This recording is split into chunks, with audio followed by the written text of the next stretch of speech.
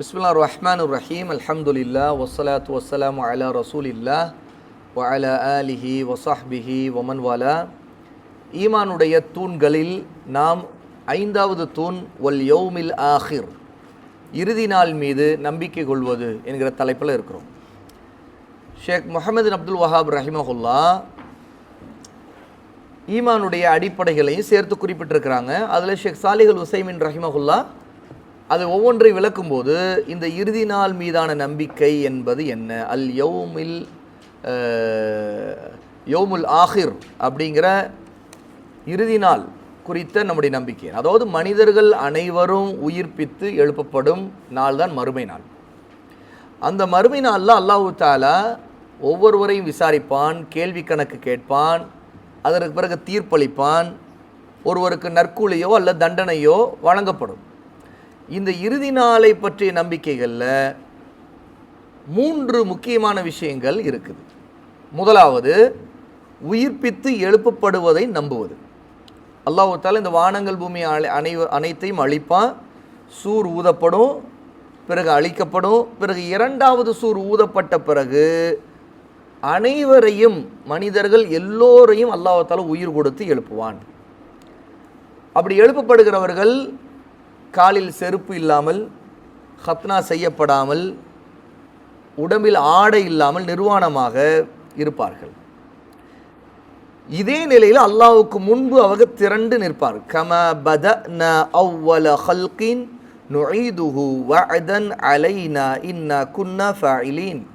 முதலில் நாம் எவ்வாறு படைக்கத் தொடங்கினோமோ அவ்வாறே மீண்டும் படைப்போம். இது நம்முடைய பொறுப்பில் உள்ள வாக்குறுதி. நிச்சயமாக நாம் இதனை செய்தே தீருவோம் என்று அல்லாஹ் தஆலா சூரா அல் அன்பியா 21வது சூராவுடைய 104வது ஆயத்தில் குறிப்பிடும். அப்போ நிச்சயமாக முதல் தடவை எப்படி அல்லாஹ் நம்மை மனிதர்களை படைத்திருக்கிறான், அதே மாதிரி திரும்ப உயிர் கொடுத்து எழுப்புவதற்கு அல்லாஹ் ஆற்றல் உள்ளவர். நிச்சயமாக இது நடக்கும், உயிர் கொடுத்து எழுப்பப்படுவோம். உயிர்ப்பித்து எழுப்பப்படுவது சம்பந்தமாக குர்ஆன் ஹதீஸுகளில் ஏராளமான ஆதாரங்கள் வந்து, ஆகவே இது ஒரு உறுதியான சந்தேகமே இல்லாத உண்மை. இது முஸ்லிம்களுடைய இஜ்மா, ஏகோபித்த நம்பிக்கை. இதில் எந்த மாற்று கருத்தும் இல்லவே இல்லை. நிச்சயமாக எல்லோரும் உயிர் கொடுத்து எழுப்பப்படுவார்கள். அல்லாஹ் தஆலா சும்ம இன்னக்கும் பஅத ذلك லமையிதூன் சும்ம இன்னக்கும் யௌமல் கியாமத்தி துபஅஸூன். நிச்சயமாக நீங்கள் இதற்கு பிறகு மரணிக்கக்கூடியவர்கள் தான்.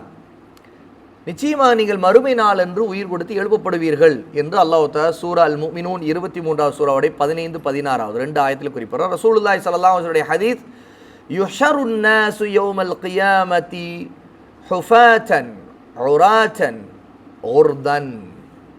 மறுமை நாளில் மனிதர்கள் அனைவரும் காலணிகள் இல்லாதவர்களாக, உடை இல்லாதவர்களாக, அதாவது நிர்வாணமானவர்களாக, விருத்த சேதனம் செய்யப்படாதவர்களாக எழுப்பப்படுவார்கள் அப்படின்னு சொல்கிறாங்க.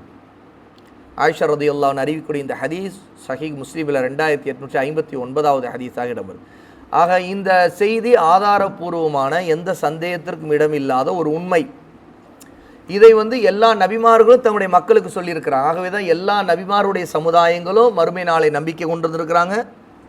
எல்லா வேதங்களிலும் இது சொல்லப்பட்டிருக்குது. இது ஒரு உண்மை, எந்த மறுக்க முடியாத உண்மை.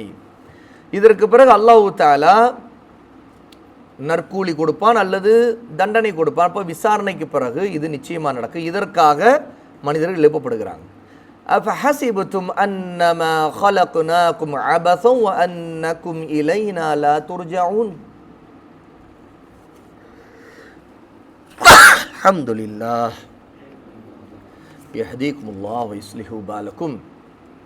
நாம் உங்களை வீணாக படைத்திருக்கிறோம் என்றால் நீங்கள் நினைத்து கொண்டிருக்கிறீர்கள், நீங்கள் திரும்பவே மாட்டீர்கள், அப்படி விட்டுவிடப்படுவீர்கள் என்றால் நினைத்து கொண்டீர்கள் என்று அல்லாஹ் கேட்கிறார். சூரா அல் முஃமினூன் 23வது சூராவுடைய 115வது ஆயா. இன்னல்லதி ஃபரத அலைக்கல் குர்ஆன லரதுக இலா மஆத். அல்லாஹ் தஆலா நபி ஸல்லல்லாஹு அலைஹி வஸல்லமிடம் சொல்லுகிறான், நபியே, இந்த குர்ஆனை உங்கள் மீது கடமையாக்கியவன் உங்களை மறுமையின் பக்கம் கொண்டு செல்லக்கூடியவனாக இருக்கிறான். 28வது சூராவுடைய 85வது ஆயா. அப்போ நிச்சயமாக அல்லாஹ் தஆலா உயிர் கொடுத்து எழுப்புவான் என்பதும், அதில் எந்த சந்தேகம் இல்லை என்பதும் இந்த ஆதாரங்கள் மூலமாக உறுதி செய்யப்படுது. இது முதலாவது மறுமையின் மீதான நம்பிக்கைகளில் 3ஐ ஷேக் சாலிஹ் அல் உசைமீன் குறிப்பிடுறாங்க. அதில் 3இல் இது ஒன்று முதலாவது.